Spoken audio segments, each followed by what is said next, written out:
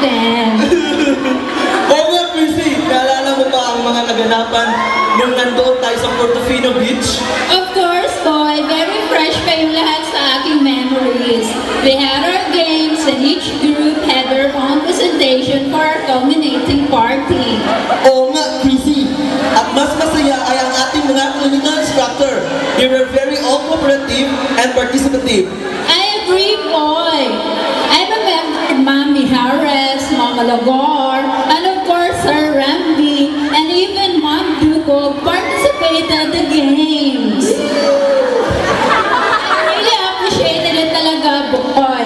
Kasi sabi nila, are flexible. Yeah. That's why we are very happy in Portofino Beach. Oo nga, Chrissy. At naalala ko itong isang grupo na napakagaling talagang sumayaw ng Pearl Shells. I